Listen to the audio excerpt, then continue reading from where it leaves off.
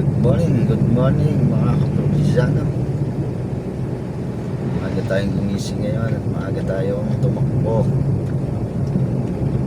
Biyahe natin ngayon ay Slovakia. Going to Slovakia tayo ngayon. Kaya maaga tayong nagising. Malayo-layo pa ang ating biyahe. Hanap tayo ngayon ng ating paparadahan.